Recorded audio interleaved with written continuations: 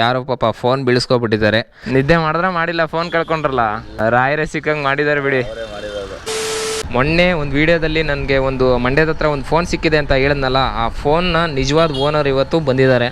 ಅವ್ರ ಫೋನ್ನ ನಾನು ರಿಟರ್ನ್ ಮಾಡೋಕ್ಕೆ ಅಂತ ಹೋಗ್ತಾ ಇದ್ದೀನಿ. ತುಂಬ ಜನ ಮೆಸೇಜು ಮತ್ತು ಕಮೆಂಟ್ಸಲ್ಲೆಲ್ಲ ಹೇಳ್ತಾಯಿದ್ರು, ಗುರು ನಂದು ಫೋನು ನನ್ನ ಫ್ರೆಂಡ್ದು ಫೋನು ನೀವು ರಿಟರ್ನ್ ಮಾಡಿಲ್ಲ ಅಂತಂದರೆ ಪೊಲೀಸ್ ಕಂಪ್ಲೇಂಟ್ ಎಲ್ಲ ಕೊಡ್ತೀನಿ ಅಂತೆಲ್ಲ ಹೇಳ್ತಾಯಿದ್ರು. ಬಟ್ ಯಾವುದೇ ರೀತಿ ಚಾಟ್ ಕಂಟಿನ್ಯೂ ಮಾಡೋಕ್ಕೆ ಹೋಗಿಲ್ಲ ಅವ್ರ ಜೊತೆ.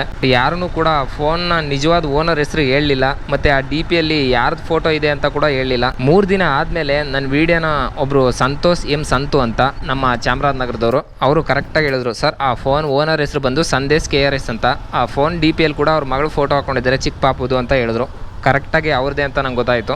ಅವ್ರ ಜೊತೆ ಮೆಸೇಜ್ ಕಂಟಿನ್ಯೂ ಮಾಡಿ ಅವ್ರ ಕಾಂಟ್ಯಾಕ್ಟ್ ನಂಬರ್ ತೊಗೊಂಡೆ. ಪೆಟ್ರೋಲ್ ಬಂಕ್ ಹತ್ರ ವೆಯ್ಟ್ ಮಾಡ್ತಾಯಿದ್ದೀನಿ ಅಂತಂದರು. ಇವರೇ ಅನಿಸುತ್ತೆ. ಏನು ಸರ್, ಆರಾಮ? ಹೇಗಿದ್ದೀರಾ? ನಿದ್ದೆ ಮಾಡಿದ್ರ ಮಾಡಿಲ್ಲ, ಫೋನ್ ಕಳ್ಕೊಂಡ್ರಲ್ಲ? ಇಲ್ಲ, ಅವತ್ತಂತೂ ನಿದ್ದೆ ಮಾಡಿ. ಮನೇಲಿ ಬೈದ್ರಾ? ಮನೇಲಿ ಅವತ್ತು ಮನೆಗೆ ಓದಾಡ್ಕೆ ಹಾಕಿದ್ರು. ಇದು ಓಪನ್ ಮಾಡಿ.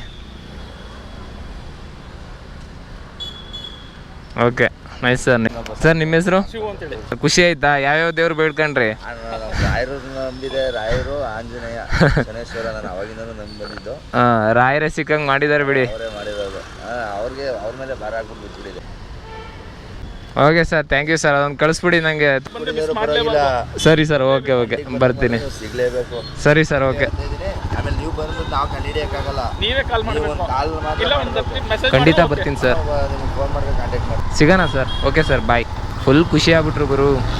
ಮಂಡ್ಯದ ಜನ ನೋಡೋಕೆ ಸ್ವಲ್ಪ ಹೊರಟಾಗಿ ಕಾಣ್ಬೋದು, ಮಾತ್ರ ಹಾಲ್ನಂತ ಮನಸ್ಸಿನವ್ರು ಗುರು.